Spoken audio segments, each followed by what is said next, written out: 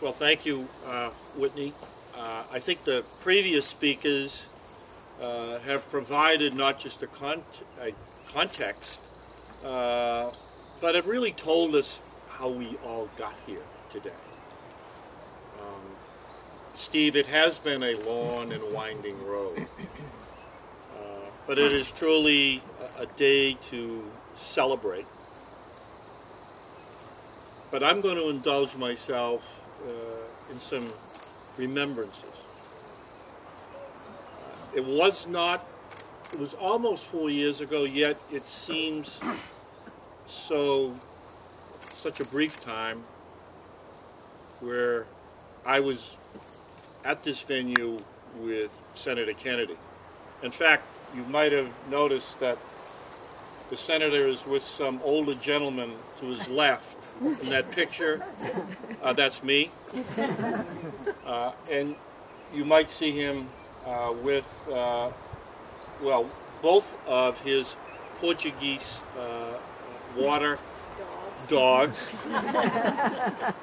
who, by the way, were advocating for this on the way back and while they were here. You know, I think Fred, he's over there, I think he talked about how, in a collaborative effort, how government can work, and that this is an example of how local, county, state, and federal government can come together and work in a way that really impacts an area, a region, and yes, a country, an occasion.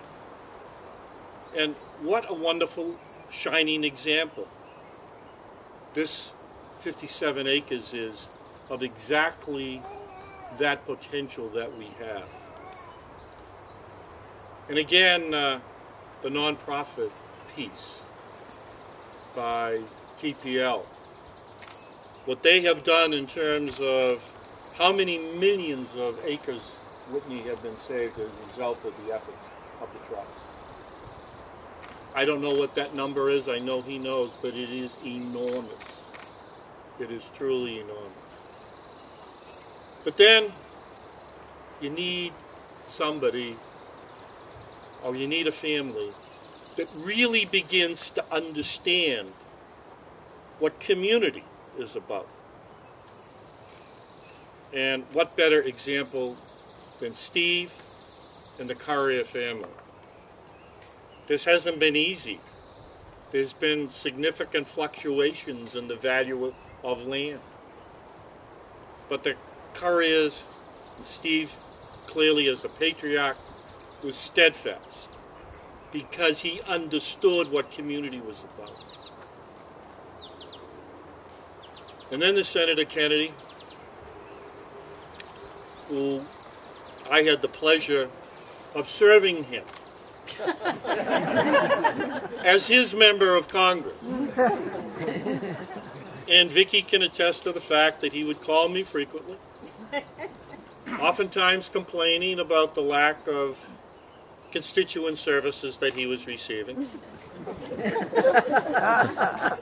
And I would run, and I would bike actually down to Hyannisport. She would wake up in the morning and see me cutting the lawn. Or actually shoveling the snow on occasion. But no one had a truer friend than Ted Kennedy, both as an individual, as a colleague in government, and as someone who profoundly loves this part of the world. You know, we can talk about these 57 acres, and you hear George and Fred and others speak about the history of the seashore. I cannot tell you how many projects that we worked on together that impacted the Cape and the islands. And I know the other members in the House that work with him on projects in their district could say the same. It was truly extraordinary. When I think of Ted Kennedy, I think of what the Cape would look like today.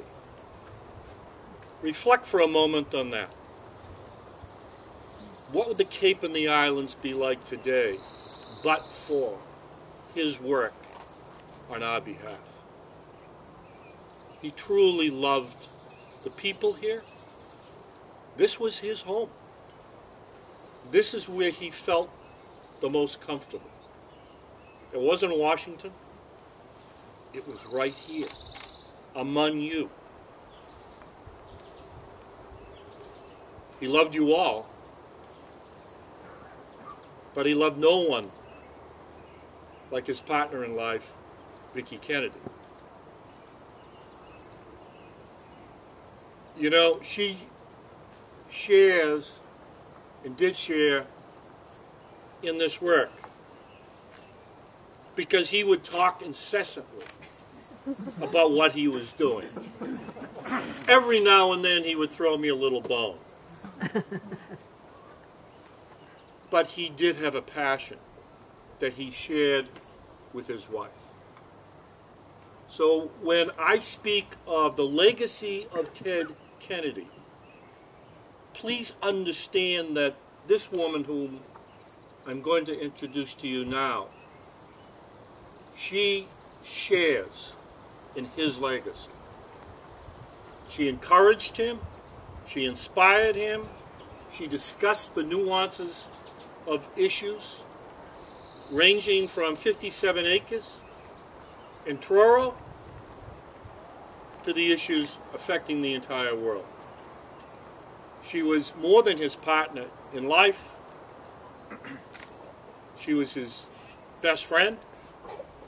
She was his counselor, his sounding board. But she, too, came to love the Cape and the islands as did he.